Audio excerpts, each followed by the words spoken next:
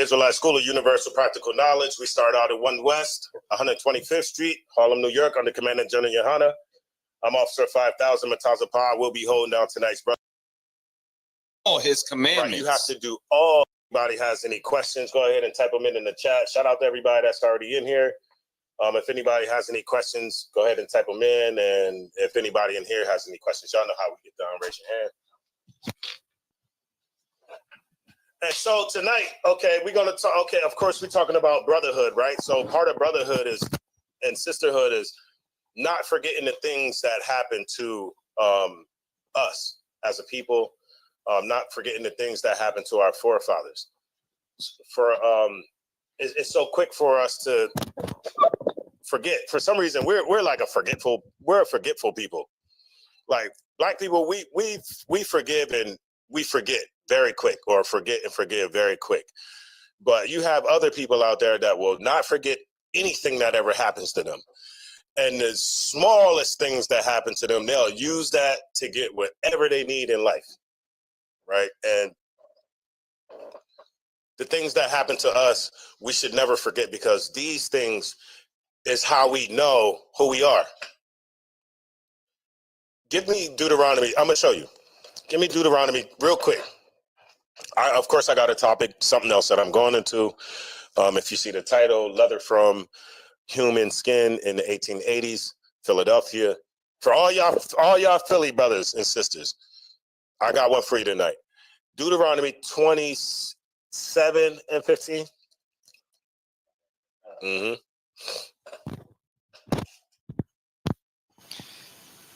The book of Deuteronomy, chapter 27, verse 15. Cursed be that man that maketh any graven or molten image. Salakia, my bad. That might not be what I want. It might be 28 and 15. Let me 28 see. and 15. Hold on, y'all know you know what I want. The one that say you follow the Jones, you'll be blessed.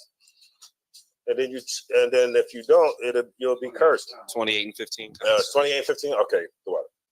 The book of Deuteronomy, chapter 28, verse 15. But it shall come to pass, if thou wilt not hearken unto the voice of the Lord thy God. Okay, but I need the other one. Hold on, let me get that. Concert. That's where it's at, one? I thought one of them was in, hold on.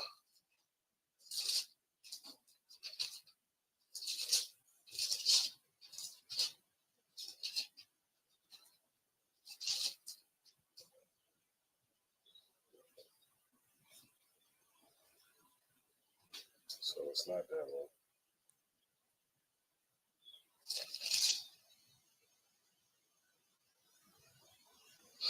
Yeah, it is one. Salaki. 28 and 1. The book of Deuteronomy, chapter 28 and verse 1. And it shall come to pass, if thou shalt hearken diligently unto the voice of the Lord thy God. Like if we listen to the Lord, it's starting off by saying, if we listen to the Lord, and not only listen to the Lord, what's the key word in there? Hearken diligently. Diligent, right? We got to be diligent with it.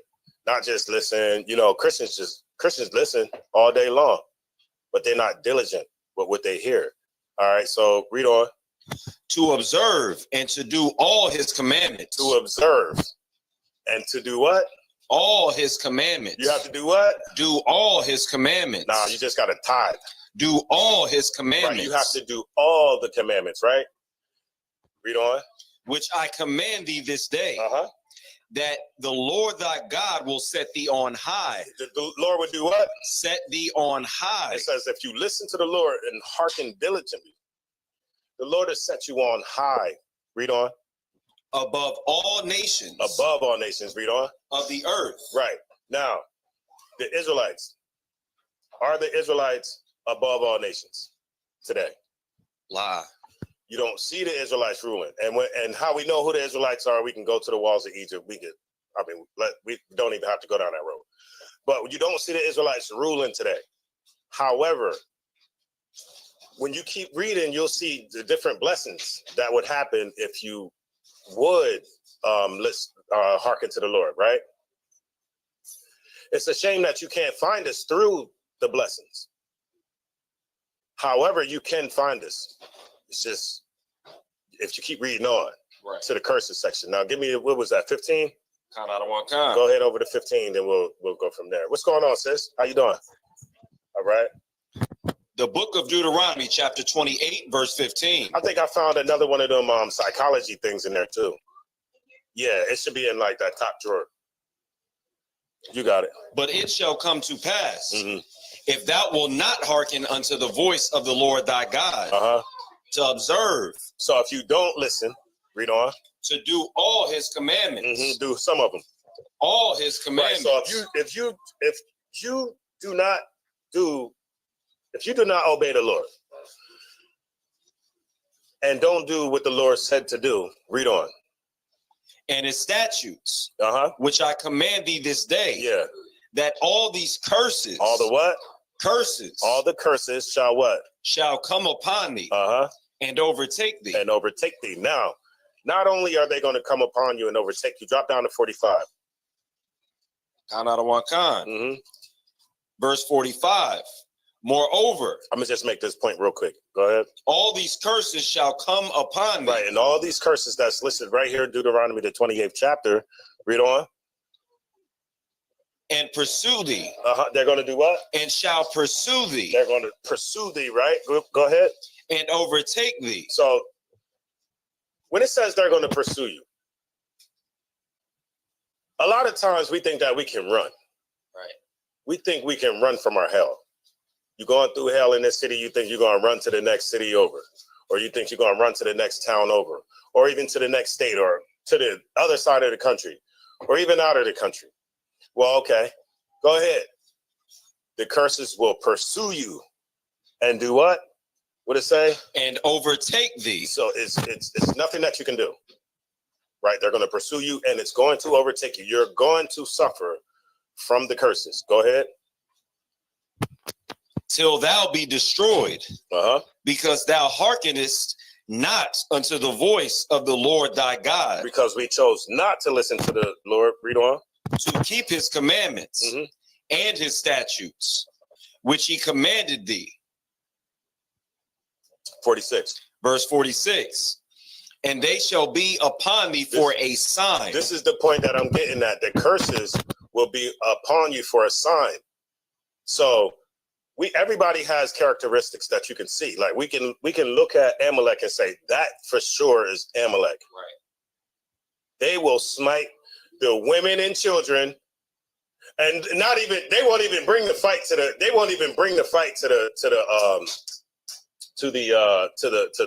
men of war. They bring the fight to the kids, old people, probably, slicing up the dog back there, you know what I mean? Killing the animals or something. That's his MO. We can see that today. Right. Every time I turn on the news and I see, this being bombed, this place and this happening, and I'm just leaving it. You already know what I'm talking about. I know who Amalek is. He has the same characteristics.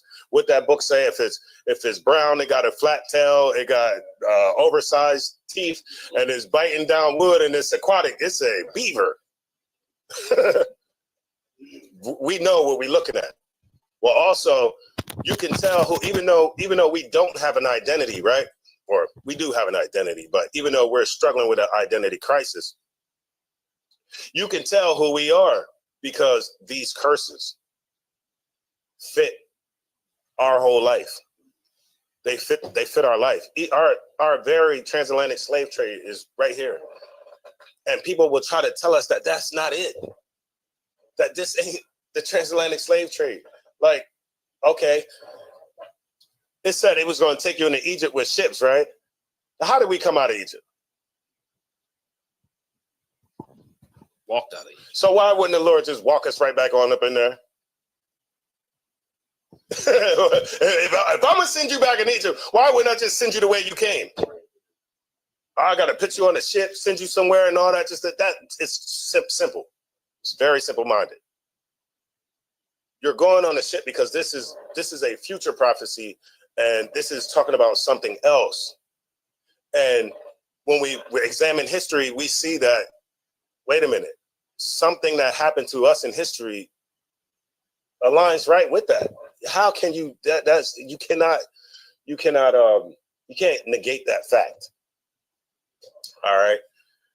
That's all. Where was I actually going to? I was actually going to somewhere else. Give me Baruch 3.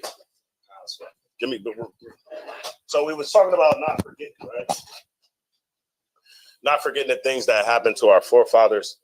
Of course, if you don't have the true understanding of the Bible, you will, right? You will forget everything that happened.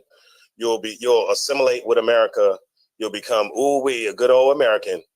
And if you become a good old American, you're going to become a bad son to the Lord, because they're what they say, opposites, right? A good American is going to maybe indulge in homosexuality, or at least support it at best. Right. Do drugs, or support it at best. You know what I mean? Everything else that is unlawful in America, or unlawful for us to do when it comes to the Bible, would be okay for us to do in America. So that's why I say being a good American is going to make you a bad son.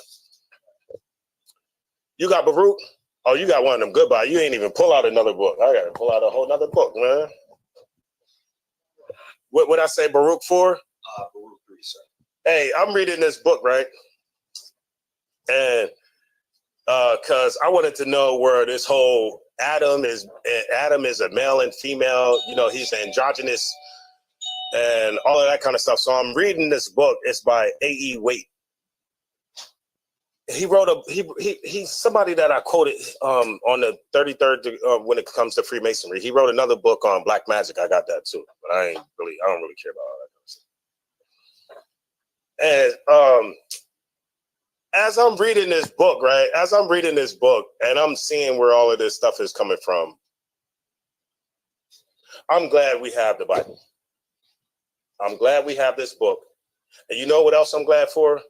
I'm glad for the time that Christ said that he's glad that this information wasn't given to the wise and the prudent. Is that how you said it? That's how he was glad that it wasn't given to the wise and the prudent, but that it was given to men like you and me. You know what I mean? And when they say like wise and prudent, like people who think they smart for their own goddamn good. I'm reading this book talking about the Kabbalah, right? And so they take little excerpts from the Bible, and then they interweave this whole doctrine from 5 words. This is crazy. It's crazy. But that's where the origin of Kabbalism and the Talmud is the origin of, and he's telling you exactly where it's coming from, and he's breaking down that 10 tree, the Sephirots, supposed to be the 10 emanations of God and all that goofy stuff. Yeah, that's what he's breaking down. That's what I'm reading. And they believe that it's actually light in those books, right? They don't worship Yahweh. Of course, they believe that Lucifer is good, right? Because Lucifer is the what? Light bearer, right? They believe that Lucifer would illuminate you. That somehow Yahweh was the bad guy because he was trying to keep information from us with the tree of good and evil, knowledge of good and evil. But that the serpent was somehow good because the serpent was willing to give you the knowledge. Yeah, I was like, Lord have mercy. This is the perfect example of calling evil good and good evil. Because what we're doing is literally my class can get shut down because of certain things that I say, because of what I'm teaching. Because I'm considered a hate group for telling people to be brothers to one another. I'm a hate group for telling black people to stop doing their drugs, stop doing this, stop doing that, right? But then the people that say bad is good, they rule the earth. Where we at? Deuteronomy? I want Baruch. Start at 4 and 1. The book of Baruch, chapter 4, verse 1. Yeah. This is the book. This is the what? The book. This is the book. You got both of them in there. I got to hold up both. But this is the book. This right here. No other book besides it. Ain't no, I don't need to name them. There's no other religious text that need to go with this book because this is the book. Right? Go ahead. Of commandments of God. Right. This is the book of the commandments of the Most High, right? You cannot find them in no book that was supposedly given to Moses. Right. Like some secret doctrine that was given to Moses. And then all of a sudden he passed it down to whoever the hell he passed it down to. And then it got to Esau and Esau put it in the book. And it's this secret doctrine, this mystery doctrine, mystery laws that govern the earth, that somehow the Most High only wanted some people to have it and not us. Right. That what sense does that make? Right. This is the book. No other book. Read on. And the law that endureth forever. And the what? Law that endureth forever. Hey, call all your Christian friends and tell them to tune in. The law that do what? Endureth forever. All they that keep it shall come to life. Right. And we're okay. You understand why we're not doing good in America? Why we're not doing good in all these places? Why are we not doing good? We're not keeping the laws. It's very simple. It doesn't take a rocket scientist to figure this out, man. It says, all they that keep it shall come to life. What Baruch is saying right here is no different than what Moses was saying in the first 5 books. He said, today I give you the commandments or the law, today, blessings and the cursings, life and death, right? Read on. But such as leave it shall die. And if you leave it, of course, we already know what happens. Go ahead. Verse 2. I mean, we've seen that firsthand. Turn thee, O Jacob. Hold on real quick. We got firsthand examples of what happens when you leave. All right, read on. Turn thee, O Jacob. Turn who? Thee, O Jacob. Who's Jacob? Who's it referring to? Is it referring to the man from 3,000-4,000 years ago? Israel. Okay, go ahead. And take hold of it. Mm-hmm. Walk in the presence of the light thereof. Now, when it says walk in the presence of the light thereof, what does it say?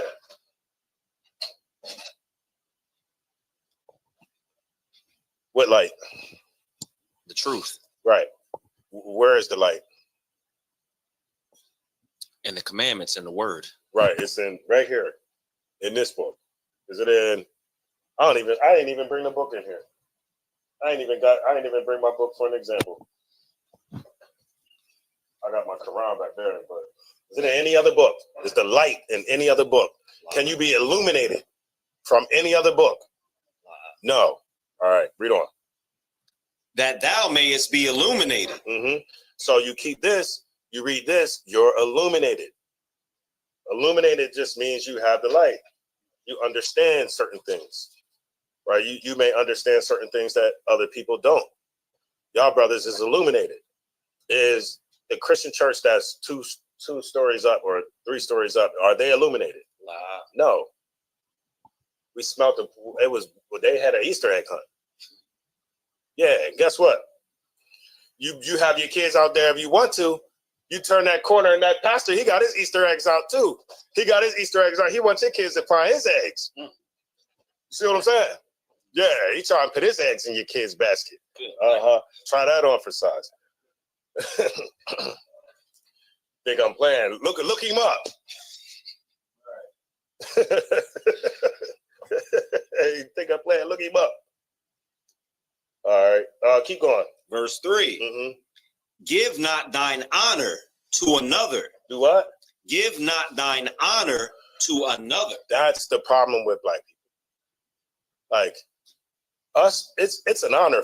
Look, when I found out I was an Israelite, I was like, God damn, I still wake up sometimes a day and be like, ooh, wait, we Israelites. Why would I want to give that honor to somebody else? Right. That honor and that glory. come on, y'all too. You can be just as spiritual as like. What's wrong with black people, man? What are we doing, Quahal? The scriptures is telling us specifically not to give your honor to another. You give your honor to another, then what are you going to have? Nothing. Right. Go ahead. Nor the things that are profitable unto thee to a strange nation. Oh wait. There go a headpiece right there. You think what it say? It's give not thine honor to another, nor the things that are profitable. What does that mean? The things that are profitable unto thee to a strange nation.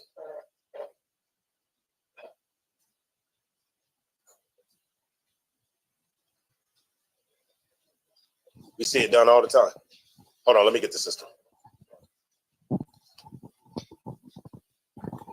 I feel like I have two answers. Would it be the law or the inheritance? Definitely. That's what we look.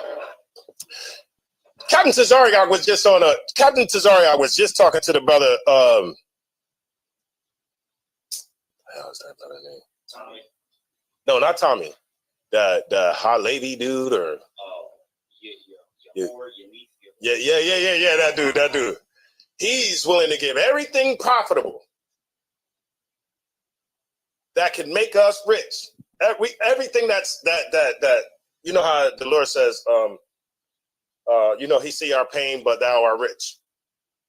Like everything that makes us profitable, he's willing to give it to another nation, a strange nation. You see what I'm saying? He's willing to give up everything. So he literally is saying, if I could, he's literally saying that they are going to follow a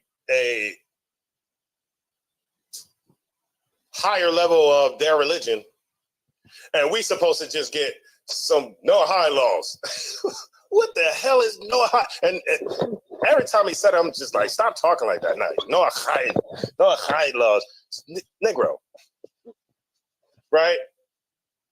But you're willing to, and you're telling a black man, you're telling your brother that this garbage is good for him. That's crazy. That's what we see every day.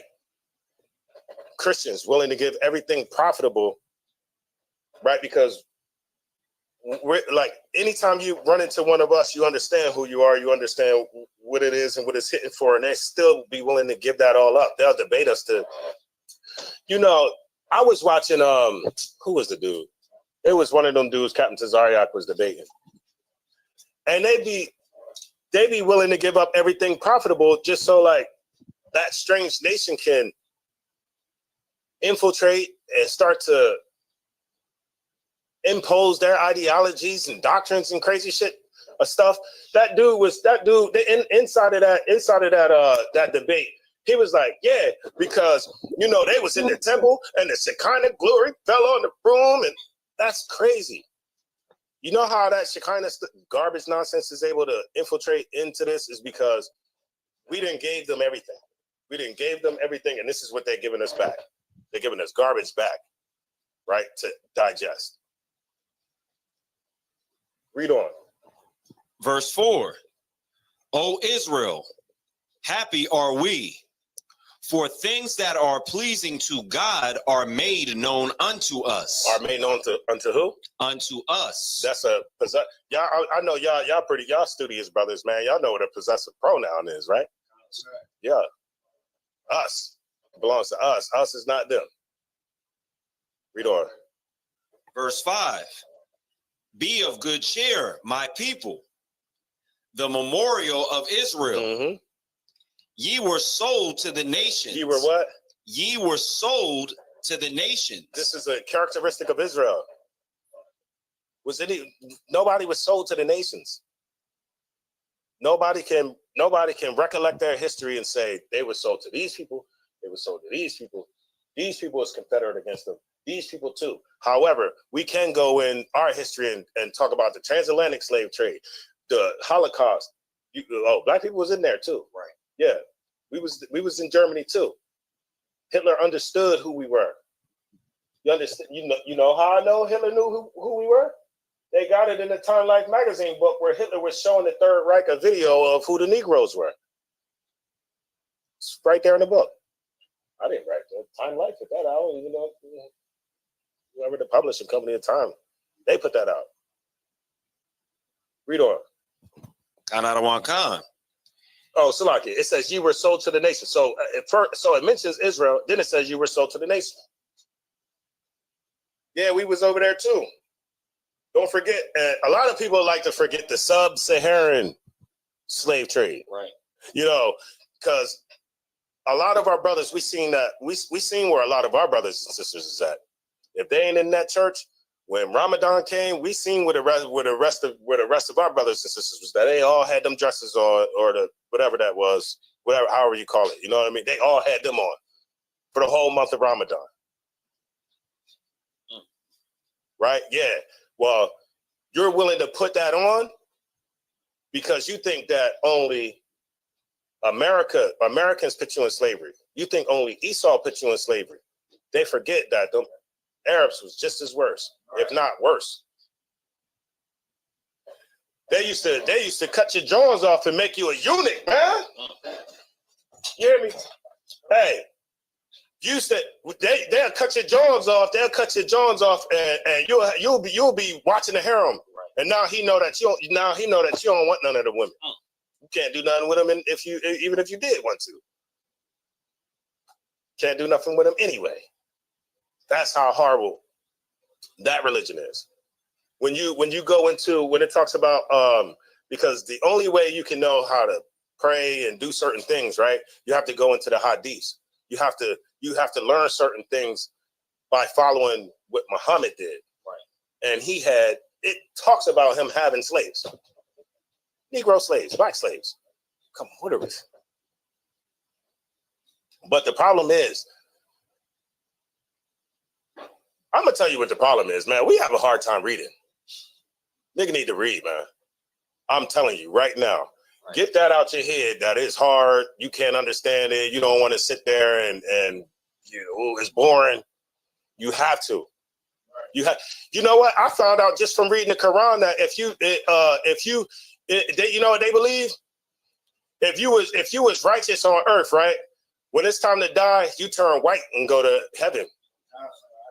And if you wasn't, nigga, you turn black and go to hell. God, that ain't racism. You got a whole bunch of people living in hell. I guess just a bunch of people destined for hell, following after your religion. Crazy. I seen that. I was like, wait a minute, what are we doing here? This is racist. So all the black people was in hell? Yeah, apparently, yeah. You turn black, and that's horrible. It's just filled with Negroes.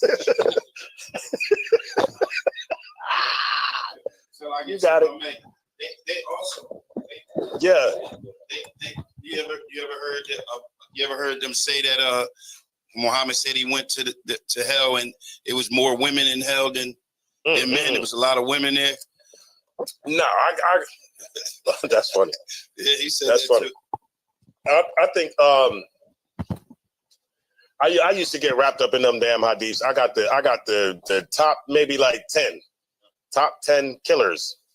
That's all I need. I'm tired of that stuff. I started getting into the Arabic side of it. Yeah. Because that's one thing that they'll do. They'll say, "Do you speak Arabic? Do you speak Arabic? If you speak Arabic, tell me what this say right here, then, because I know what it say."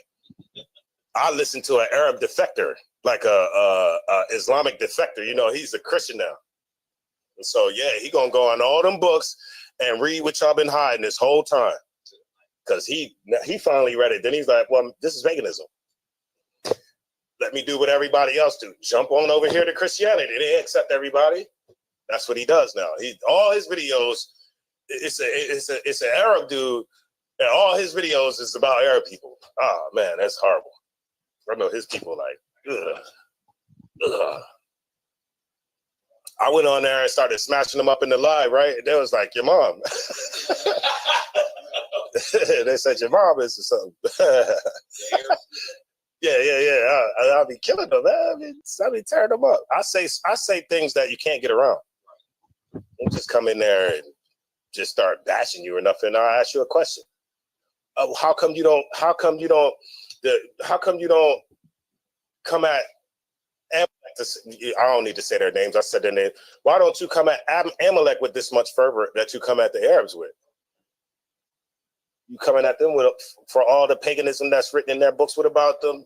What about Amalek and all the paganism in that Kabbalah and that Zohar and the Talmud? How come you don't come at them with that much fervor? That's crazy. You see what I'm saying? It's just like how Vocab Malone and them are always try to come and question us about our validity of being an Israelite, but you never come to these people. We never see you going at these people, attacking these people, making cartoons about these people, writing books about these people, or doing nothing like that. But however, you do have a book out about the Israelites. You do have a cartoon, about with our faces in it. You know what I mean? And skits and all that kind of stuff. What's going on here? Read on.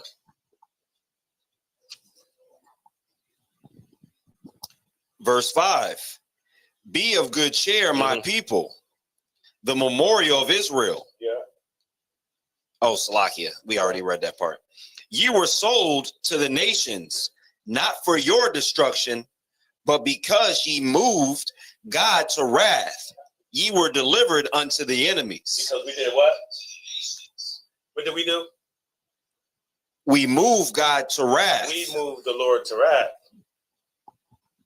So if we was able to move the Lord to wrath, can we move him to do otherwise? Yes, we can.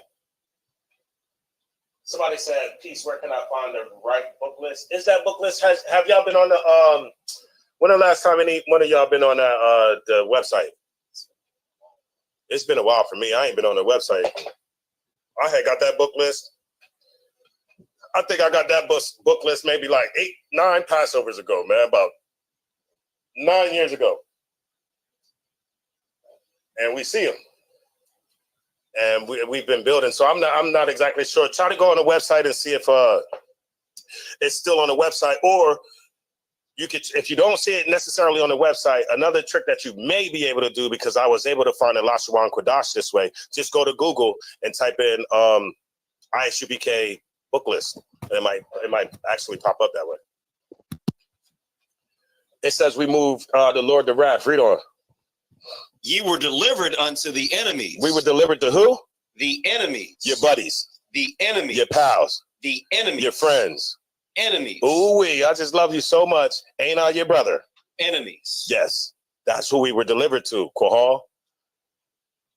Why isn't this being taught in the church? Why are we being taught that these people aren't, like they aren't our enemies? Right.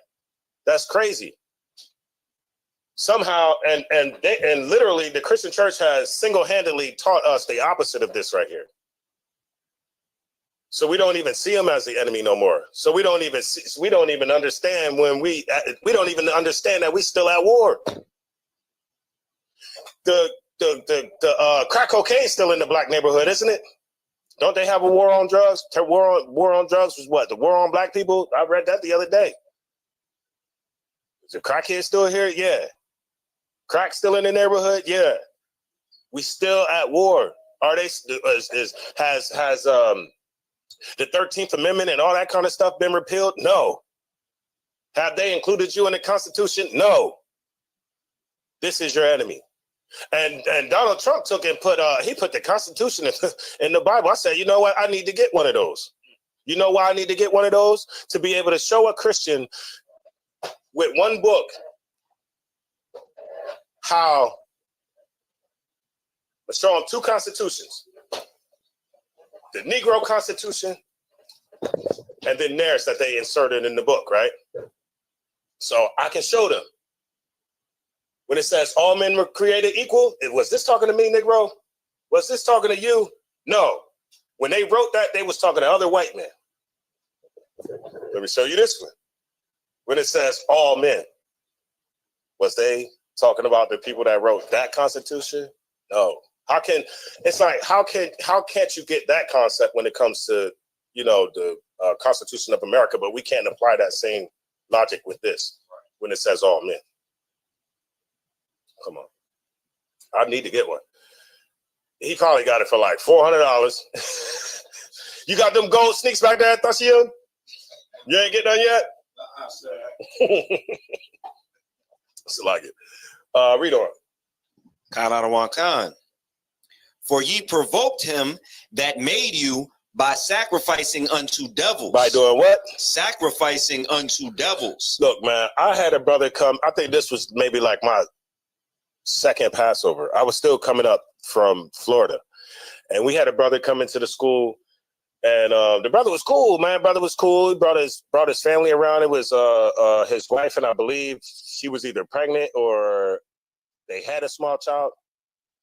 Brother was cool. Came up to the Passover. This brother said that he was studying the Kabbalah. He was into Kabbalism. And ultimately, he came a few times, and then the last time we talked to him, he said he would just want to keep studying that.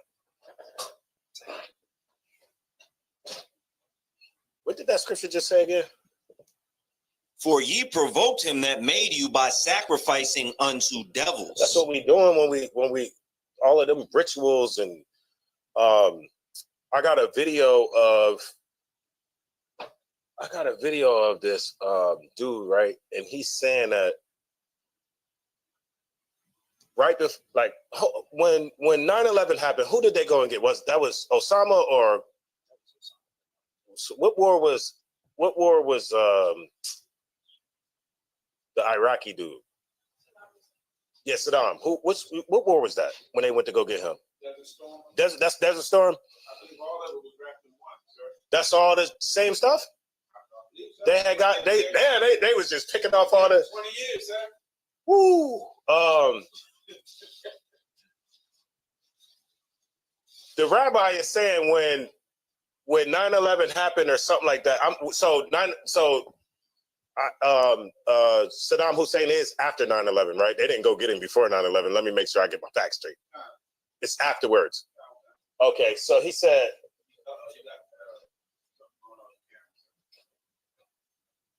He said that there was 8 or 10 rabbis, and the 8 or 10 rabbis had came. This is a Jewish guy telling the story, so He said when the rabbis came, right, they wanted to do a ritual. He said they had their black candles. He said this is what he said. He said they had their black candles and something else, oil or something like that. And then he said that it was another guy there that was trying to film it. And they were saying, hey, nah, you got to move. You can't be here. The rabbis is trying to do something. And the guy said, well, this is a public area. I can be here. And they said that the rabbis was chanting or doing whatever they was doing. The guy's camera blew up. Just what they said. The guy's camera blew up. They had to call the ambulance. And then they had to call the ambulance. The rabbis finished their ritual, and they said the rest is history. Like what happened to Osama bin Laden. I'm like, that didn't happen, or Saddam Hussein. That didn't happen because they did that ritual. That didn't happen because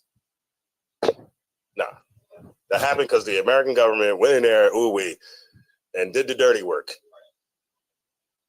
for other people. You got to read on. Khan.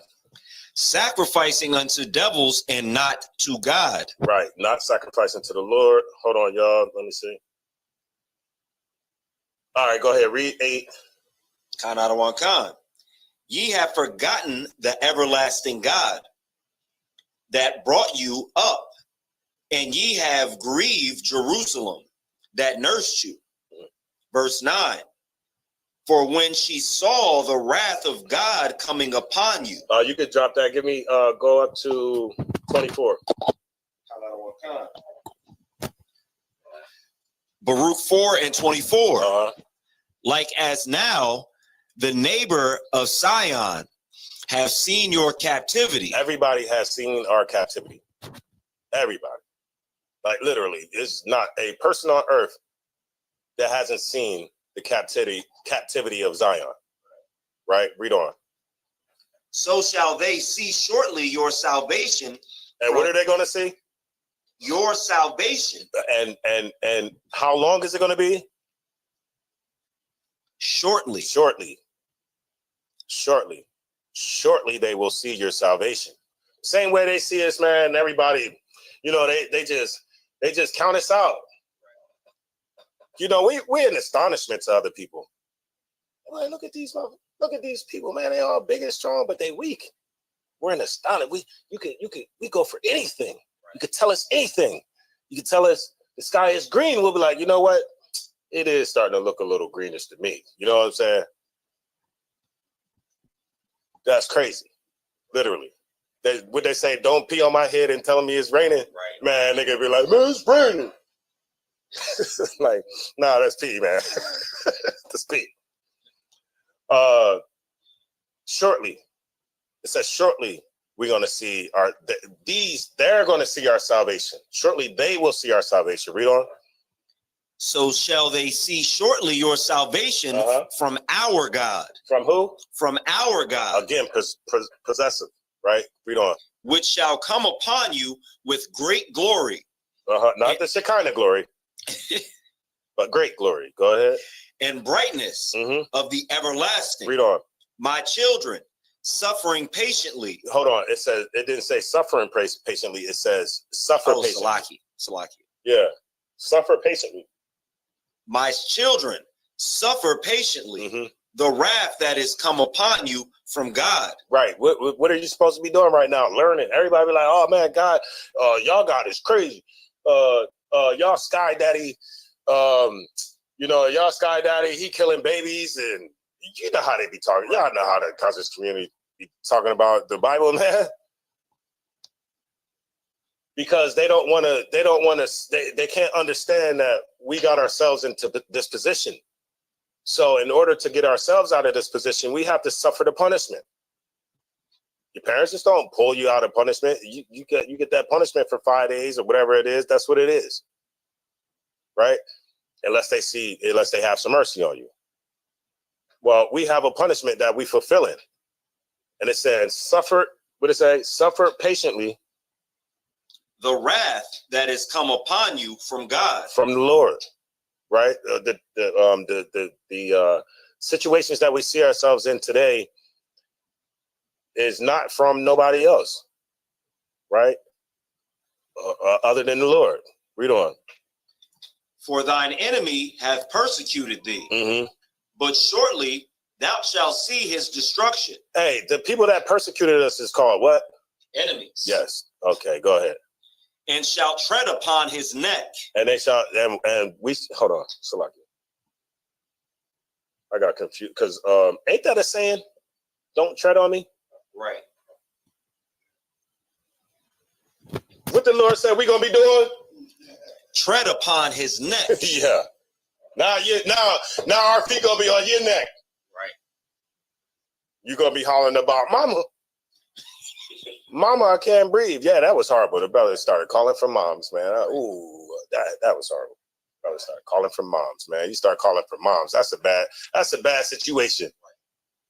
For a grown man to call for a mom that's not there.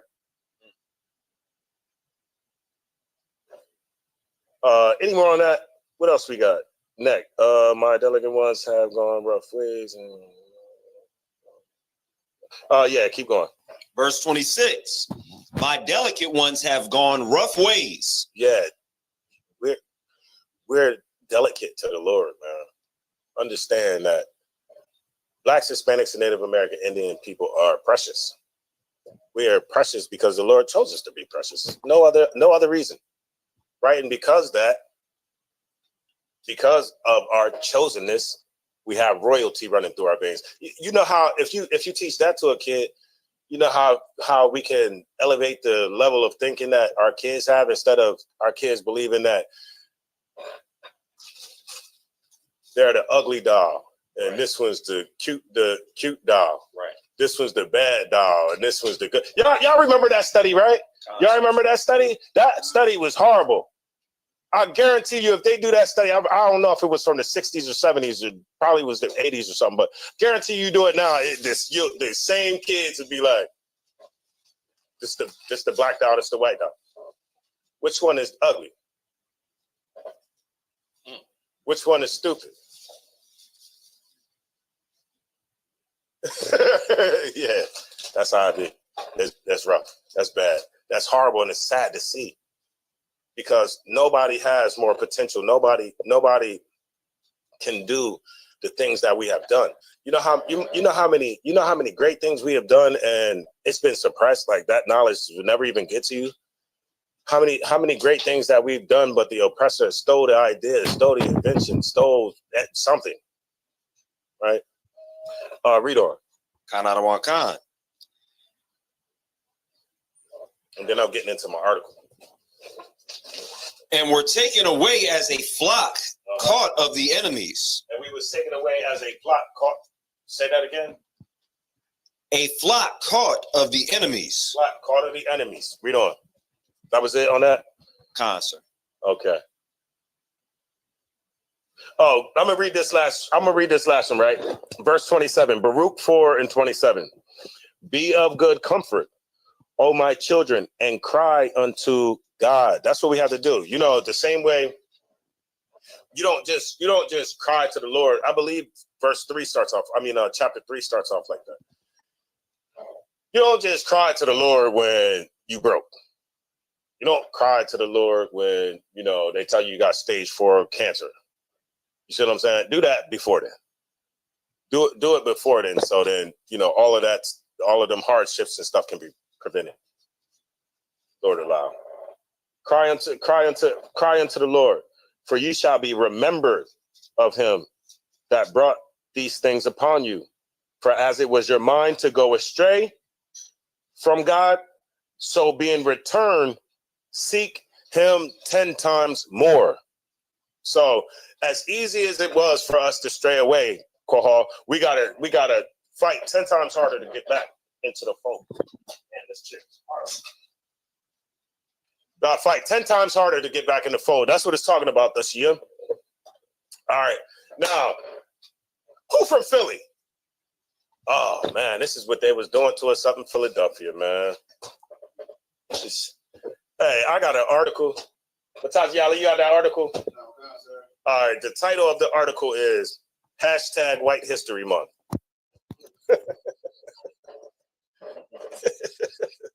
That's the title. That's literally the title. I'm not playing with y'all. And this article was Commander General Yohana brought this out, like I said, about 8 years ago, something like that. So it says #White History Month. Leather from human skin in 1880's Philadelphia. I'll read the first part and I'll let y'all brothers start the actual article, right? It says March 17th, 2014 by Kathleen Bomani. It says time and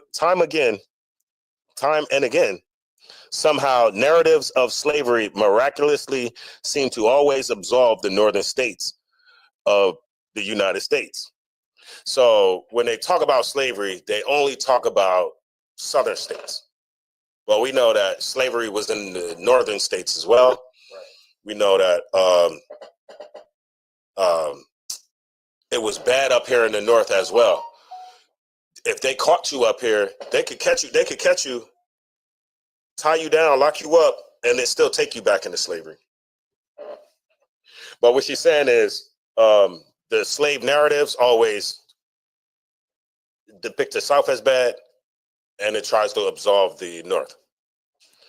It says, having recently watched 12 Years a Slave, so this is an old article, which I did not find violent at all. I was a bit irritated at how people imagine, even fantasize, what life in the North was like for Negroes. Wasn't it just so crazy in the South? That and how often my friend from Yazoo City, Mississippi grinds her teeth every time she reveals where she is from and is greeted with a "how bad is it there?" from a benign northerner. Wall Street has roots in slavery. Prestigious universities have roots in slavery. Heck, America was built on the backs of African slaves. Here is a hashtag I couldn't make it up article involving one of the leading medical schools at the time and the birthplace of America, my northern city of Philadelphia. So this sister, hold on, let me not say that. I did not look that name up. I just seen the Bomani. I thought, let me not say it's a sister. You go on there, it be a straight Edomite. The birthplace of America, my northern city of Philadelphia. Because let me not get ahead of myself. White people do live in Philly too. It ain't just y'all. Yes. I'm like, well, it's gotta be. All right, leather from human skin. Philadelphia news is from the Mercury. Saturday morning, March 17th, 1888. You got it? Who gonna read it? Oh, you got it up on the screen? All right, I'll let the brother read it. Here we go. We'll just start here, and we'll just keep rocking.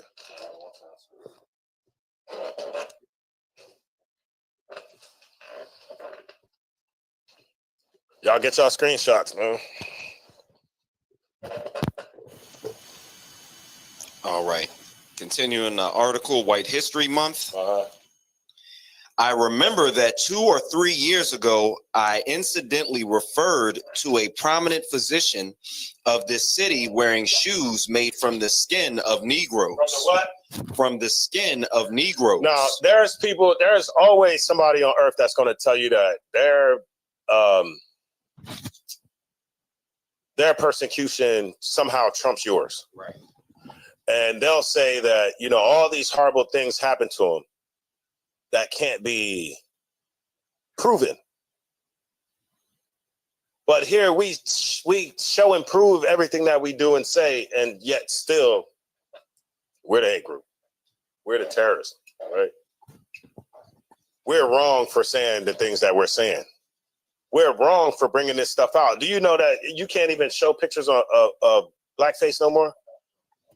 Why you can't show pictures of why can't I show pictures of blackface? Right? You're trying to stop me from talking about it now.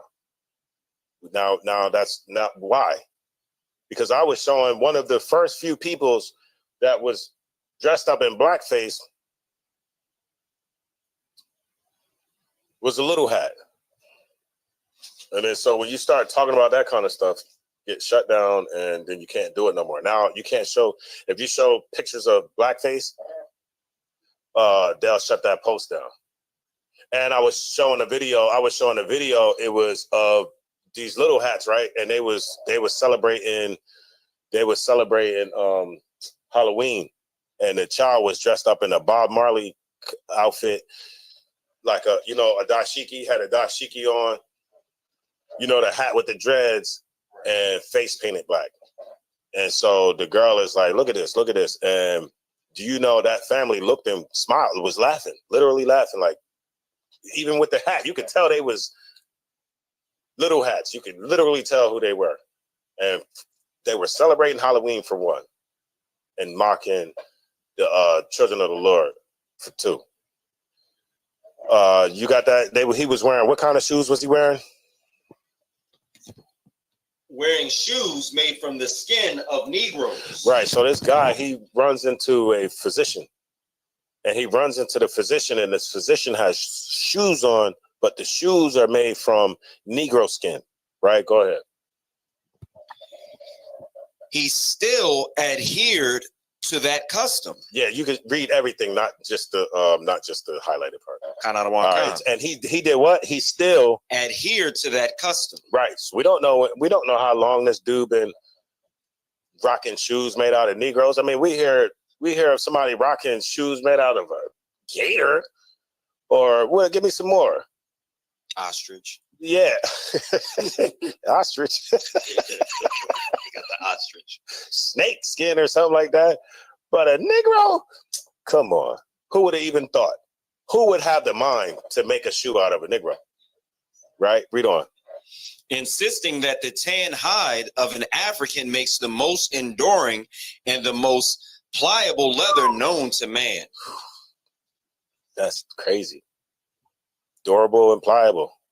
Maybe because it's human skin. That's crazy. And, you know, this kind of stuff right here should never be forgotten about. Is there, get me right, Matanzi, y'all. Let's scripture in there that say never forget. Get me right on, never forget the enemy or something like that. Y'all know what I want. Y'all remember that meme? It's like when the brother say, you know what I want. You over there, you don't know what he want. You sweating, boy. You sweating trying to figure out what he wanted that damn Bible. I thought that was a funny meme. I thought that was funny. Like, you know what I want. Get that one. You know what I want. Like, no, I don't know what you want.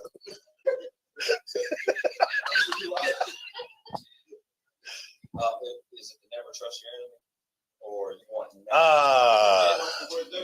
maybe it's not never. No, that seems like a slogan from I got stuck in my head or something. But Salakia, there was one scripture that I cannot call to mind. But we still can go to never forget. What's Amos 87? Says the Lord has sworn by the excellency of Jacob. Surely I will never forget any of their work. Most High in Christ. Well, but of course, he was talking about the works of Jacob. I was trying to, apply it to Esau, but either way, go ahead. No, you can keep reading the article. I'll pull those other scriptures in a second. I want people to hear this. Could you read that last part again? Khan.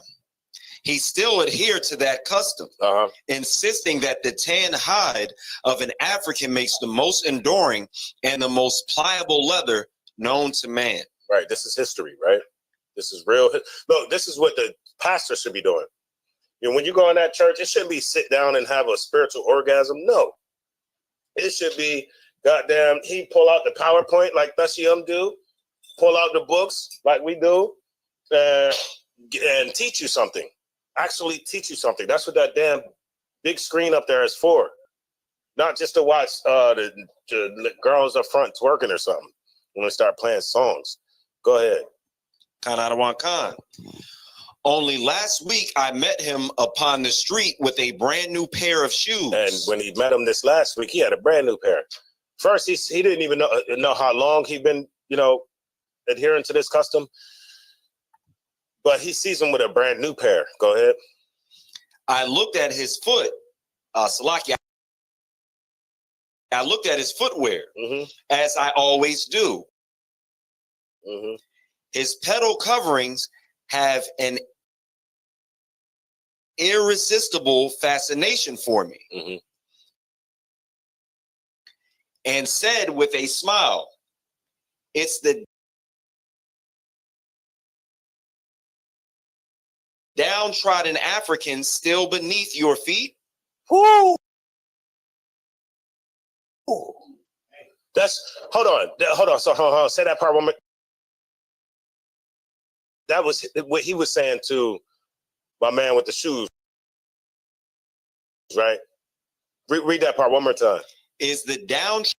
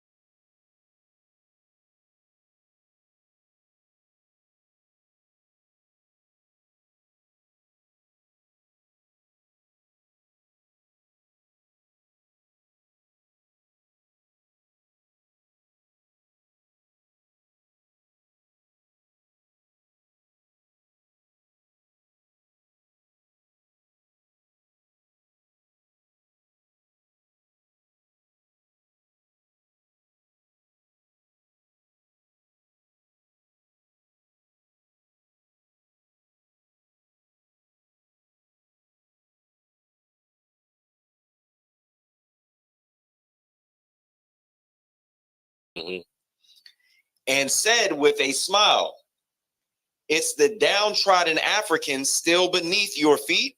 Woo! That's hold on. So hold on. Say that part one more. That was what he was saying to my man with the shoes, right? Read that part one more time. Is the downtrodden African still beneath your feet? Damn. Keep going. In the most matter-of-fact way, and without the shadow of a smile, he answered, "I suppose you mean to inquire if I still wear shoes made of skin of a Negro." What? Yo, Esau is very pumped, very prideful. Just don't give a damn. Like, how could you just even have that kind of conversation with an ordinary person? You couldn't have that conversation. If I said, "Yeah, I'm rocking the shoes of Joe Biden or some Edomite or something," they'd be like, "What? You coming to get me?" Right. Read on. "I certainly do. And I don't propose." He said, I do what? "I certainly do." I certainly do. In a matter-of-fact way. So I certainly do. Like, I certainly do, yeah, and "And I don't suppose, Salaki, and I don't propose changing in that respect." You see what I mean? Yeah, I got him on, and what? I don't plan on changing. Go ahead. These is comfortable. "Until I find a leather that is softer and will last longer and present a better appearance." And that's how Esau thinks. That is very crazy to say. Well, I'm gonna keep on rocking shoes made by people. How the hell are you getting this leather? What's going on here? This is after slavery. Right? When was emancipation? 1865. So this is a good 20 years, maybe. Yeah, so like later. 23 years later. Yeah, 20-something years later. Yeah, like where's he getting the skin from? It was just, like Negroes just laying around. You just cut some skin. What is you doing? What are you talking about? You got to do a lot to do that. Oh, you know what? They were doing them. Another thing, Commander General Yohana brought out how they was doing experiments on us in them schools, in them universities. They was doing experiments on us.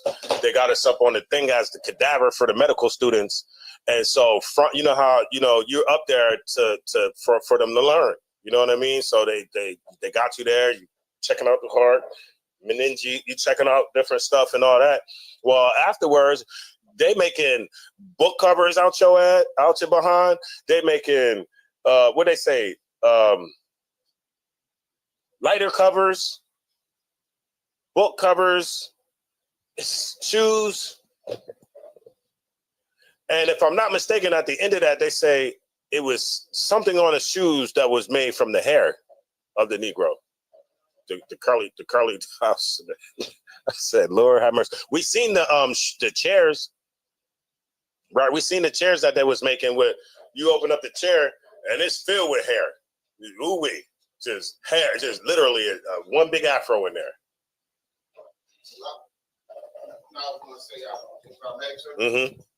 And also, you did a class, I believe it was you that did a class before about Henrietta Lacks, how they was taking John Hopkins University was taking her cells. Oh, no.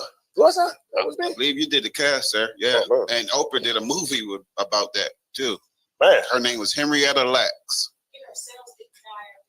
Yeah, and they reproduce their cells, and it helped with like that stem cell research. You know what? I've heard they were taking. I don't remember, but they were taking people off the street, and they found Most High Christ. I can read. Yeah, you can. In 1951, Henrietta Lacks, a black mother of 5 who was dying of cervical cancer, went to Johns Hopkins Hospital in Baltimore for treatment.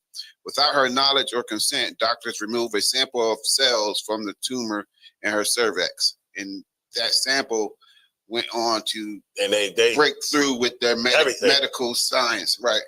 Same way the dude, same way the one dude they called the father of gynecology, he was all up doing all that surgery with no anesthesia.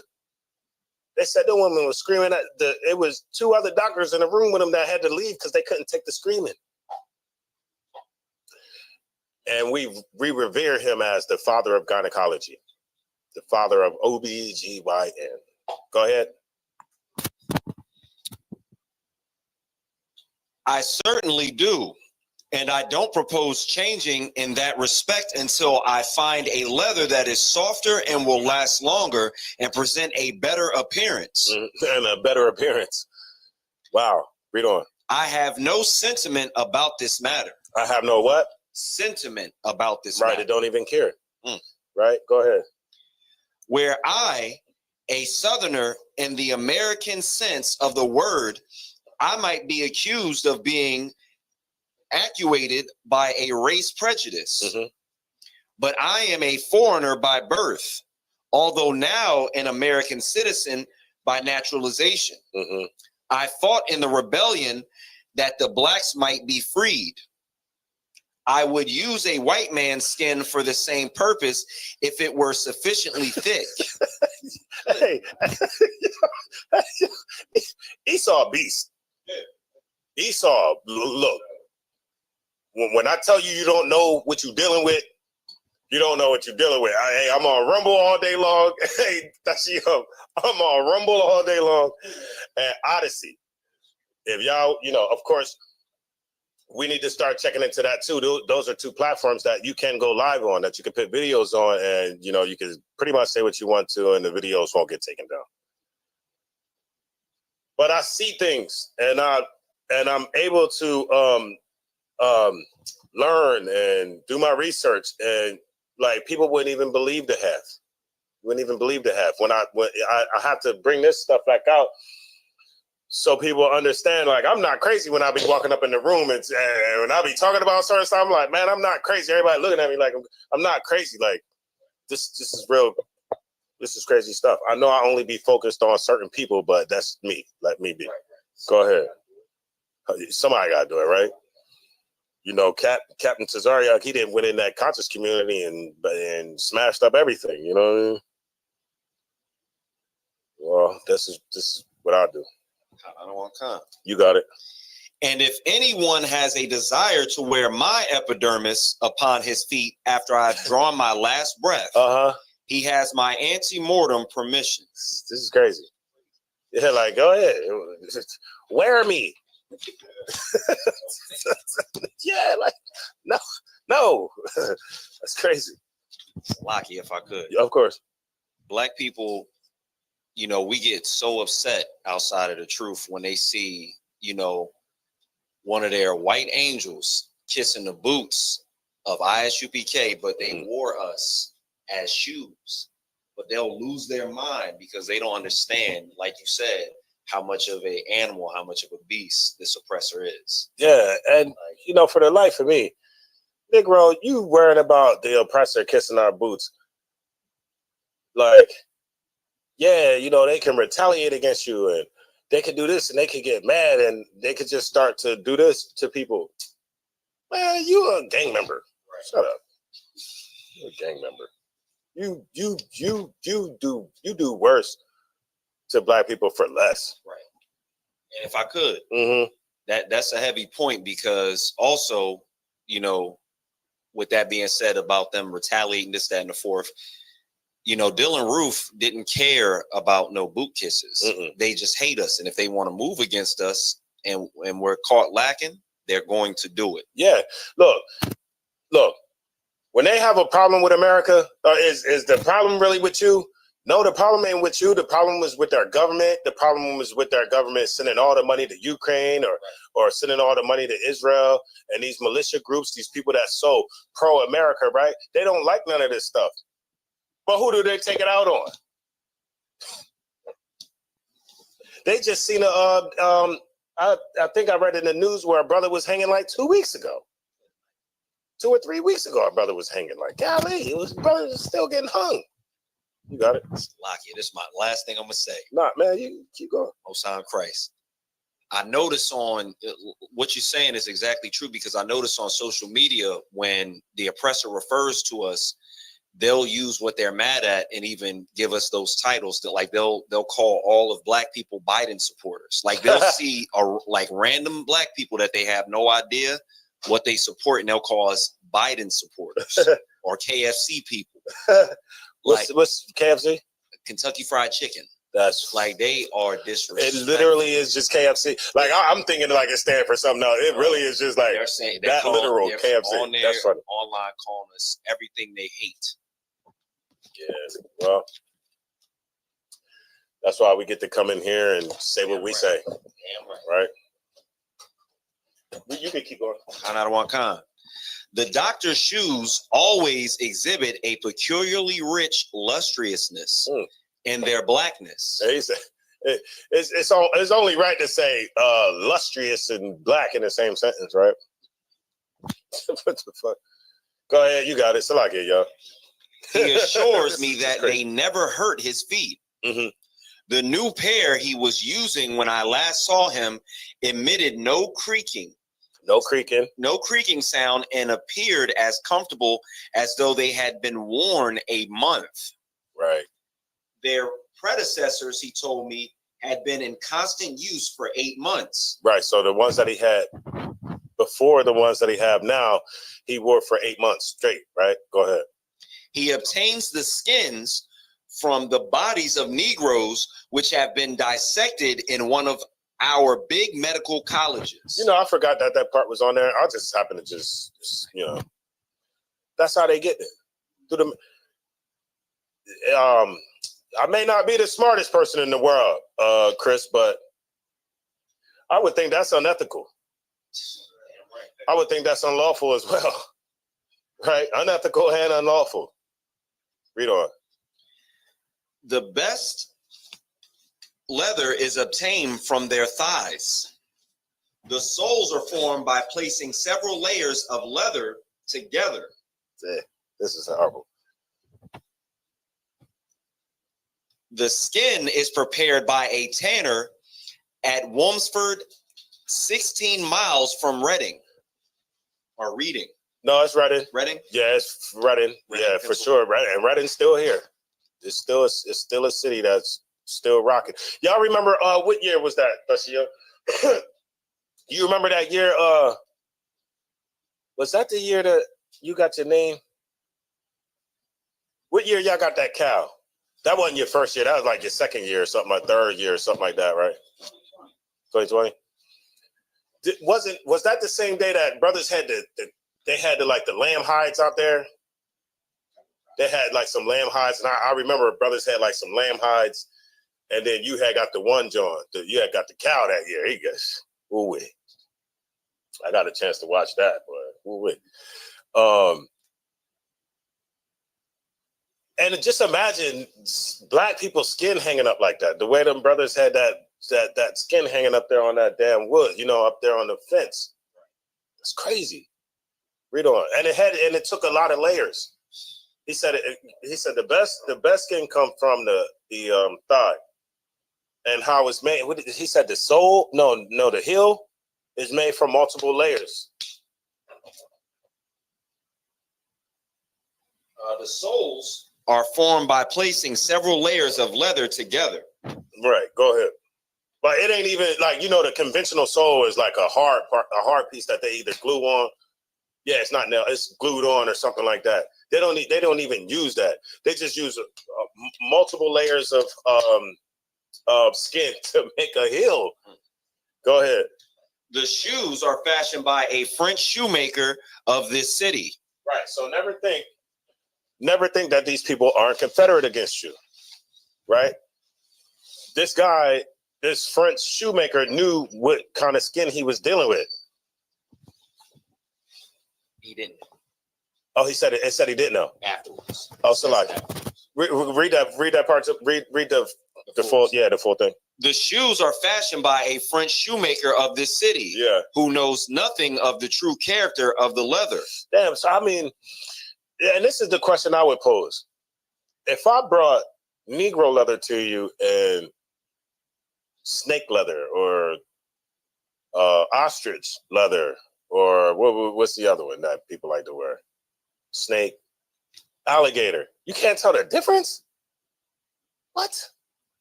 That's crazy. I guess after you tan it, I don't know. I'm trying to figure it out. Salakia. Sister Light. But who often wonders at its exquisite smoothness. Okay, so at least at best, the French guy wonders, like, wait a minute, it's pretty smooth. Where'd you get this from? I don't know. Keep making it. Keep making the shoes. And says that it excels the finest French calfskin. Right, like he understands, like, what this excels the finest French leathers or calfskins, from my native homeland. Right. But you have this here. Salaki, if I could. There's two things about the article. Like, even though they're giving information about it, there's two things that I don't actually believe is completely true. Yes. Number one, let's get it. The fact that it's coming from only dissected people who were donated. Mm-hmm. They were hanging a lot of brothers back then. Of course. And sisters. So I can only imagine how many of them were given to this doctor for that. Right. And also, of course, we we would be foolish to think they're telling us the whole truth. Right. Go ahead. And then, just like you said, the shoemaker, it's like you're saying it excels the finest, absolute finest thing. Like, there's no way you didn't know. The situation is probably the shoemaker. It was told, and he's like, well, just. Or maybe say, I don't know. Or maybe either that, right? I'm a hypothesize that he may know what it is. He may have had a notion of what it is and just not, not saying anything. Mm-hmm. Because okay, this one dude pops up with the finest leather you've ever seen. Right. No, you got this store here and nobody else is coming up in here with this. It's crazy, and this is in Philadelphia. I've been to. I think we slaughtered a lamb up there a few times, but I don't remember it being around Reading. Go ahead. Do not for a moment think that this doctor presents an exceptional case of one who puts the human skin to a practical use. Mm-hmm. Medical students frequently display a great variety of articles in which the skin or bones of some dissected mortal has been gruesomely utilized. Right. So don't think that he's the only one that would utilize this. There's students, college students, that's utilizing bones and skins of these cadavers. Go ahead. Or of these black men. And in bursts of generosity, they sometimes present these to their friends. Wow. Who prize them highly. Right. So that's like, okay,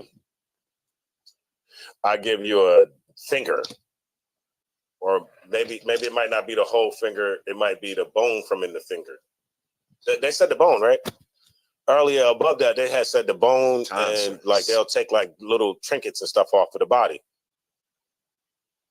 Make things and give it to their friends. Like a momentum. There. That's crazy. Right? You can keep going. You ain't gotta go back. One of the dudest dudes in town carries a match safe. Did it say dudest dudes? It says dudest dudes. They were saying that back in the 1800s. You the dudest dude I've ever met. Is that like man's man or manly man? I guess I gotta look that up. Dude is dude. That's funny. Or typo. Mm-hmm. One of the dudest dudes in town carries a match safe covered with a portion of the skin of a beautiful young woman who was found drowned in the Delaware River. Didn't you just say that everything wasn't every body wasn't from like a medical? Yeah, like a medical setting in the college. You see right here. What he had? He had one of these right here. A match safe. I don't know what a match safe is. That must be like, is that maybe a box? Like a match box? I guess I would say a matchbox, right? Keep it safe, yeah. Yeah. They saying all types of stuff. They're just using a different term. Dudes, match safes. They're using a different term, but this I believe this would be a match safe, right? And just imagine this being made out of some girl. Yeah, I guess that's what it is. Okay, and it didn't say the age, right? It just said a young girl, or just. It just says the skin of a beautiful young woman. Okay, go ahead. Who was drowned in the Delaware River. Mm-hmm. Found drowned in the Delaware River. It still retains its natural color. Hey, and instead of somebody calling the police and saying, look, this is to drown, you take her out of the water and start cutting her up to make stuff out of her. That's hard. That's Dr. Jekyll right there. It's literally an animal, right? Go ahead. Another young man with whom I am acquainted carries a cigar case made of Negro skin, a ghastly skull and crossbones appearing on one side in relief. What's on it? Like a skull and bones. Yeah, there's a secret society called Skull and Bones. Y'all presidents come out of the Skull and Bones. Who is it? George Bush. Mm. George Bush. Remember that dude Kerry that was running against him? He came out the Skull and Bones. They would try to ask him about the Skull and Bones. They was like, it's a secret. George Bush had them little secret. Yo, that is hilarious. It's funny. I was sitting there like, these people crazy, man. They'll just take anything and just worship anything. Go ahead. One of the best known surgeons in this country who resides in this city has a beautiful instrument case. Well, you know how big an instrument case is? Even for like I had a tuba, so forget about it. You know what I mean? I played the tuba. They sucker me into the tuba. Imagine if that's the instrument he was playing. Even the flute case is still kind of broad. You know, okay, it's not that big, but it's still a decent size, right? He had the most prestigious, or one of the most prestigious doctors in the nation, in all of America, who lived in Philadelphia, had what? Has a beautiful instrument case. Mm-hmm. Yeah, and you know what I wish these articles did? I wish they would name names. Right. A lot of times people always want to say, well, I'm going to expose this. Name the names now. Like, just say it now. Let's just get it over with. Let's start looking into these people and stuff. Right? Go ahead. Has a beautiful instrument case, entirely covered with leather made from an African skin. A young society lady of this city wears a beautiful pair of dark slippers. Now, if somebody don't see how many people he's naming in this city, you're starting to see how many people he know that has some type of something that's made out of a Negro. Right. That's disturbing. It's very disturbing. Because we have this misconception that somehow the North is like a safe place to be, and we running up out, and you see how it says they will pursue you. You running from out the South. I mean, you running from out the South before all of the trees got knocked down and they made some damn roads. I mean, you running through the forest. You see what I'm saying? And you running up here, you about to lost your shoe. I lost a shoe before running. And I kept going too. But I wasn't going to keep going like too much longer. You know what I mean? Like, I don't got no shoes on. I'm from up north. You know, I've never really played without shoes on before. My feet hurt. Imagine getting all the way up here, getting through all that, getting up here, blisters and everything. And then somebody wearing you. You know, at some point, you know, something happened to you, whether it's from them or something naturally, and then somebody's wearing you. It's crazy. Read on. A young society lady of this city wears a beautiful pair of dark slippers. The remarkable lustrousness of whose leather is invariable excites the admiration of her friends when they see them. Right. And so not only, okay, you have people who's actually wearing the skin on their selves, but then you have their friends that know about it. It's not just like this small society of people that's doing it. It's like everybody knows about this. Everybody's in on this, right? Right. If you know that your friend could possibly be unaliving people and wearing their skin like Jeffrey Dahmer or something. You know what I mean? You wouldn't call the police. I would think that you should call the police, right? Read on.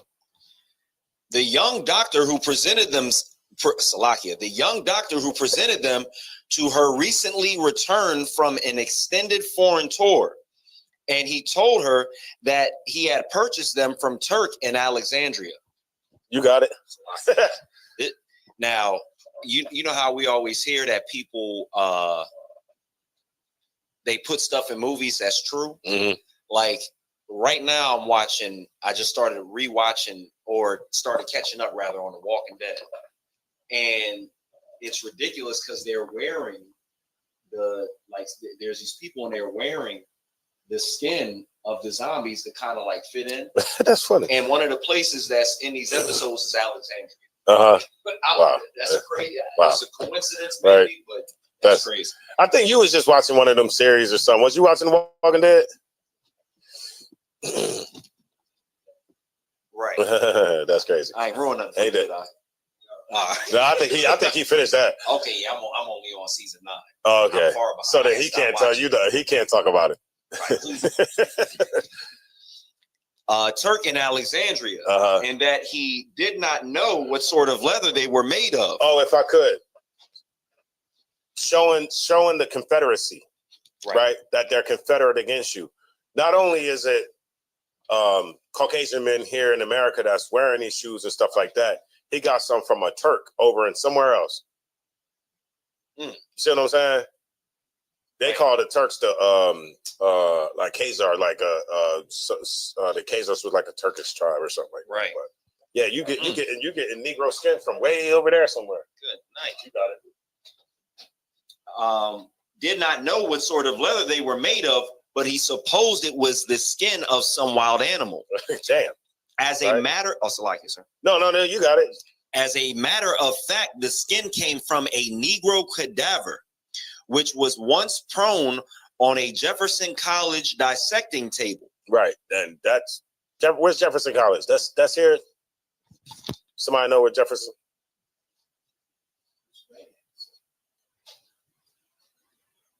Probably. I don't know. You know, they talking about the Turk dude. So he got that skin way over there from a cadaver that was from Philly.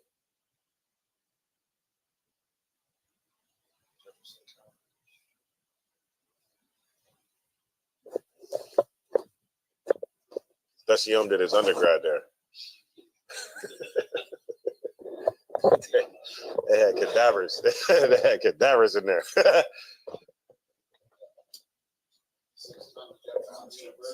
Oh, okay, so Thomas. So the Turkish dude had got the skin from a cadaver from Pennsylvania. Wow, ain't that something? There's a Jefferson College also, but I can't see where it is. I don't know if this is just. No, it's cool. It's cool. There's only a little bit more left on. Okay. Which was once prone on a Jefferson College dissecting table. Y'all know what prone's a position, right? Position. And the leather was prepared in Wilmsford.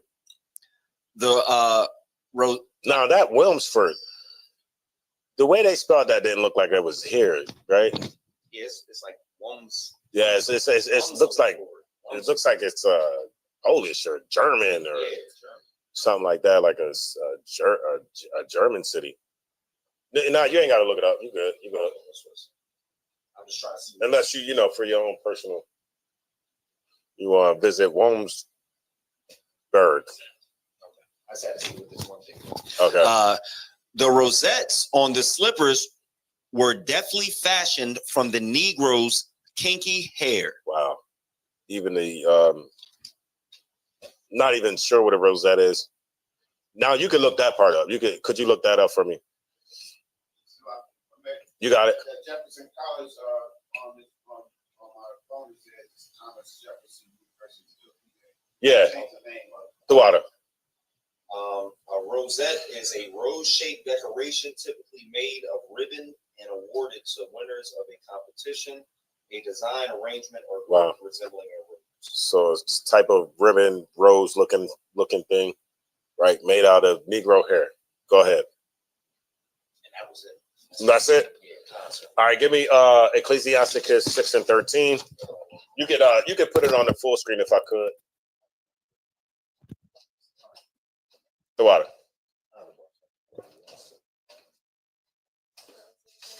Now, with everything that we just read, of us, even before we read that article, right?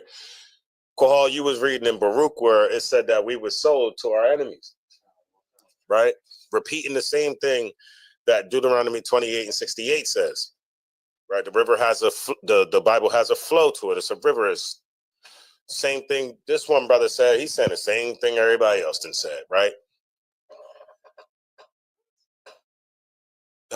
And so we understand that we understand. I'm about to, boy, you was about that. You know, I'm ready. All right. I forgot about it. Lost my train of thought. No, but yeah, I heard, oh, you know what I heard? Ding, ding, ding. He was like, what? Like, ding, ding, ding. What's happening? Oh, okay. All right. We good. All right. Just, you can, Ecclesiasticus 6 and 13. And there's a question.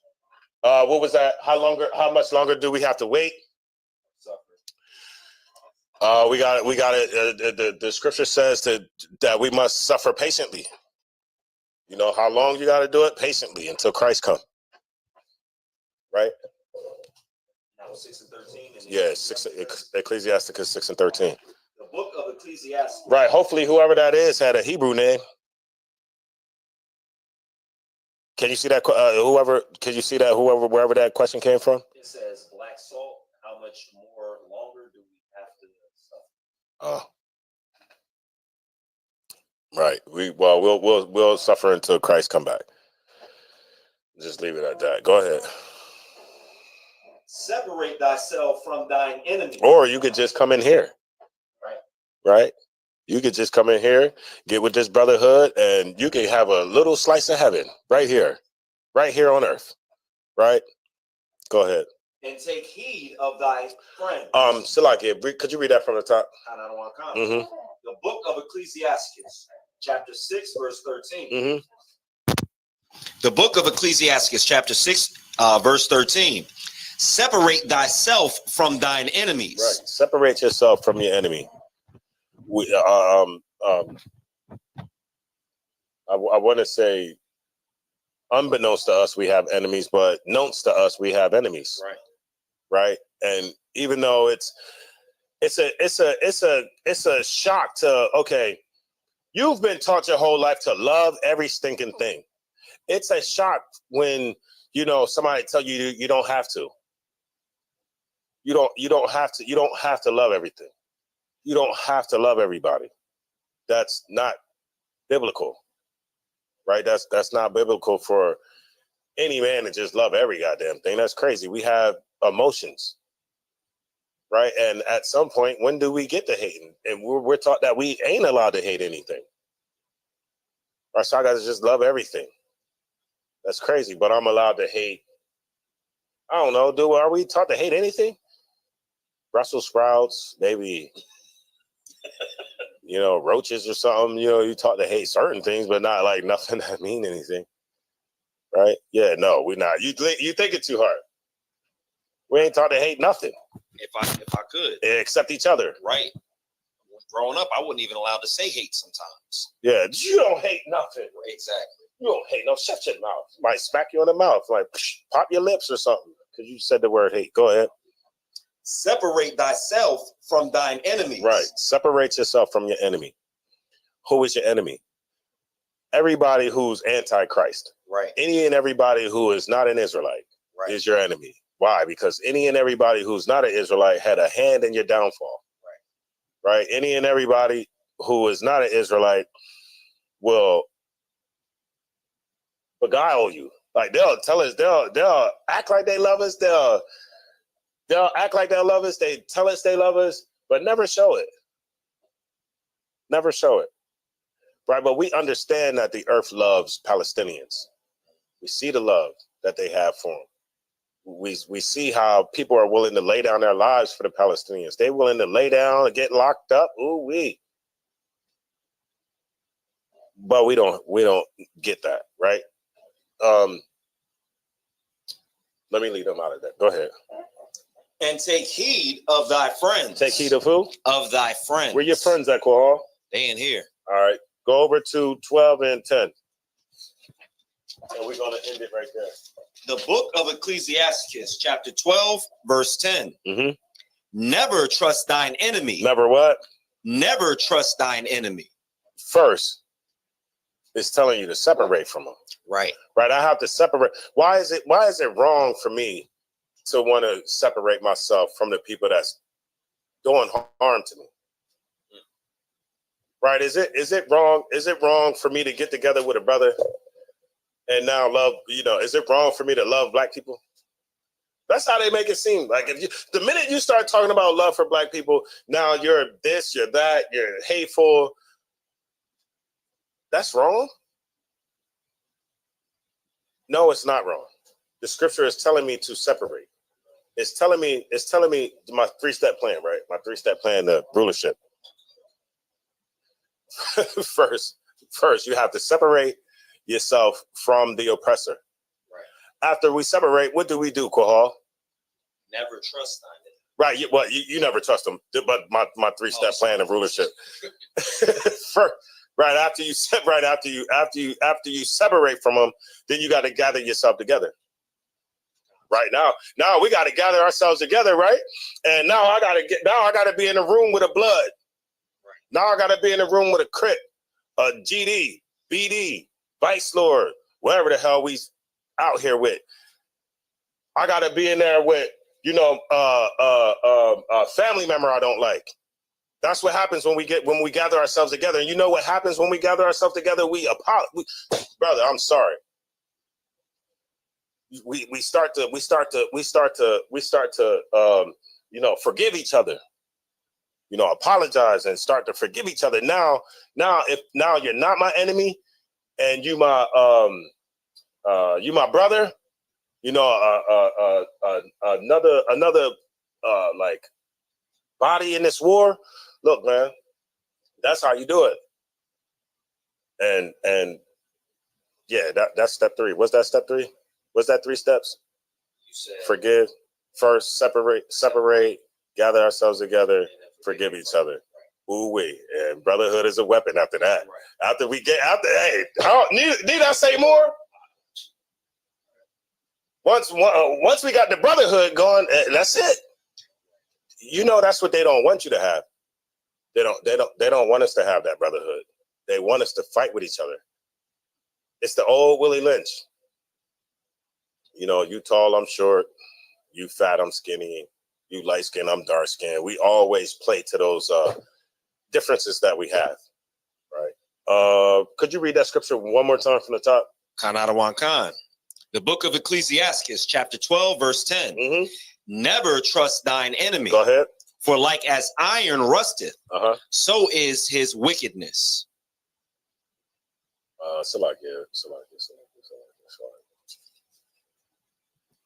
You want me to continue with 11? Yeah, you can keep going. Kanadawan Khan. Well, no, you don't got to keep going. I ain't going. Yeah, you can keep going. Though he humble himself and go crouching, yet take good heed and beware of him. Right. You can drop that and go to Deuteronomy 28 and 68 real quick. Let me show you who your enemy is before I get out of here. They're like, nigga, you've been talking about enemies all night, nigga. Who are enemies? Let me show you real quick. Deuteronomy 28 and 68. Real quick. That's it. And I'm out of here for real this time. The book of Deuteronomy, chapter 28, verse 68. And the Lord shall bring thee into Egypt again with ships. Right. The Lord going to bring you into Egypt or into bondage again with ships. Right. Read on. By the way whereof I spake unto thee. Right. The same way that I just said you was going to go into Egypt. This is how you're going to go into Egypt. Right. Read on. Thou shalt see it no more again. Mm-hmm. And there ye shall be sold unto your enemies. Right. You're not gonna see your homeland no more. This place that I take you to, what is it? And there you shall be what? Sold to your enemies. There you shall be sold to your enemies. Right. Nowhere in enemies do I get friend, buddy, or pal. Right. Or something good, anything good. Right. All I understand is that is an enemy. Right. And that's how we should be taught, that it's nothing more, nothing less. It literally is the enemy. Right. And why would we be begging to be equal with the enemy? Right. All our marches, everything we beg America for is just to be equal and just to recognize us. And you the enemy. Right. Man, get out of here. And then look, and then for black people, we got to start using a little bit of common sense and logic, right? If your vote don't matter, or let me reverse that. If your life don't matter, you literally fight for black lives to matter, right? So if your life don't matter, you literally telling me your vote matters. Why are we wasting our time at these damn polling places? Hey, man, you drive past that place, man, you see Negroes lined up for hours waiting to get in there and waste your time because they still in the elections. They got these little cars that go into the side of that electronic box. And whenever you push the button for Joe Biden, it's going for Trump. When you push the button for Trump, it's going for Joe Biden. Hey, I watched it today. I literally watched it today. I watched a little documentary, right? The dude said, "Look, these." He said, "Look, this is one of the computers that be in the polling places, right?" He said, "Let me show you something. They have this little card that can go in this, maybe like this big, you know, like a card that you can put in that has data on it." Now he put in one that was hacked. I forgot what two presidents he had, but let's just use Donald Trump and Biden. And every time somebody hit Donald Trump, literally the ticket came out and said Joe Biden. What are you wasting your time for? Negro, you wasting your time. Right. Stay away from them polling places. Politics ain't got nothing to do with you. Matter of fact, black people don't even understand politics. You ain't watching no MSNBC, you ain't watching no CNN, you ain't watching nothing. You just listening to whatever somebody told you about Joe Biden or something somebody told you or something you heard about Trump. Literally, we don't understand the voting process. We don't even understand the two-party system. I'm gonna tell you what we don't understand. Quahal, the Electoral College. Nigga, your vote don't matter because the Electoral College can come in and say, you know what? Yeah, Hillary Clinton did win the popular vote. Yeah, y'all did good. Guess what? We won Donald Trump. And with that being said, I'm going to pass the class over to Precinct Officer Mataziala.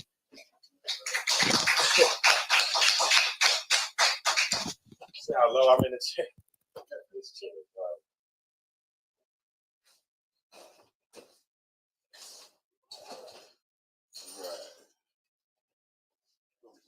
No, you good. I'm my bad. That's my fault. I always do that.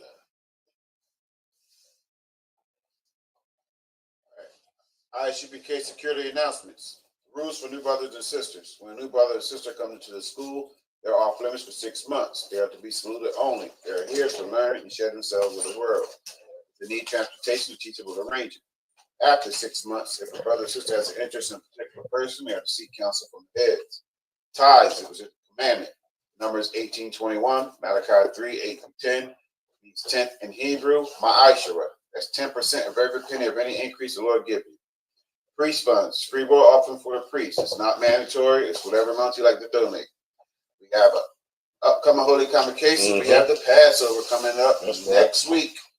And just stay posted on the new location because as it was announced last night, the venue has changed. Mm-hmm. So get with your camp leader or whatever, and they will instruct you properly on what you ought to do, where you ought to go. All right. And remember, when you making this trip, on your way, before you go, clean your house with all leaven, because when we come back, we will be in a feast of unleavened bread. All right. That's right. And if anyone wants to be a trooper in the school, start wearing all black boots, shirt, pants, headband, and scarf. With that being said, men of Israel, Amajim, which means to stand. Men of Israel, Amajim Shabbat, Amajim, Barak, Yahweh Hashem Yahushua Barakatah, Yad Matah, Sar, which means to turn. We're going to get sisters. Sisters Amajim, which means to stand. Men of Israel, Amajim Shabbat, Amajim, Barak, Yahweh Shemar Alatham Ba'Shem Yahushua. Yad Matah, Yad Smith. They haven't found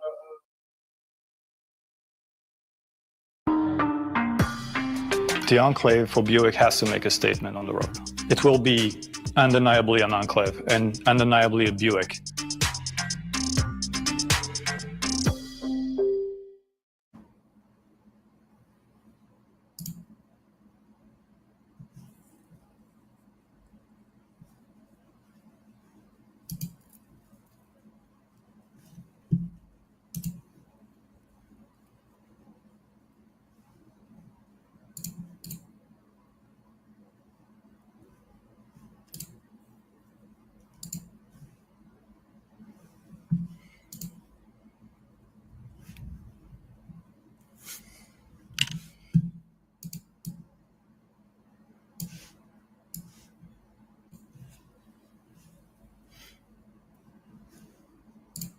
Hey.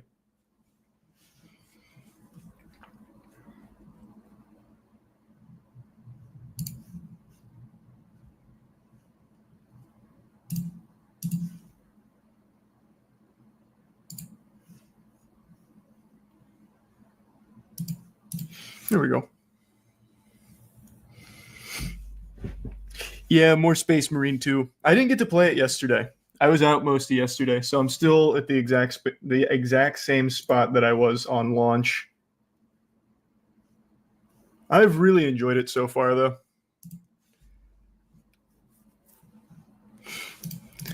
Yeah, I'll probably eventually get into the actual Warhammer 40k universe. I was even reading about it earlier. Like, I was looking up if I was right about the Tyranids and the Hive Mind and all that. It's so deep.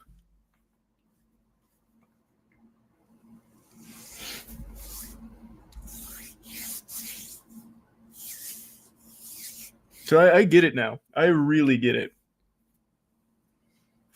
There's a fire universe. It's so good. Yeah, so I'm like an hour in. I'm not like super far or anything. I'm only like an hour deep. Thanks for that, Lav.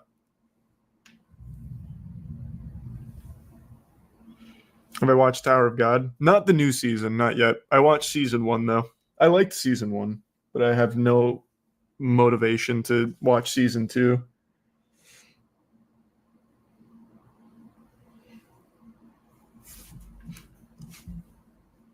Have we seen the video on the conditions of NFL Brazil field? I have not.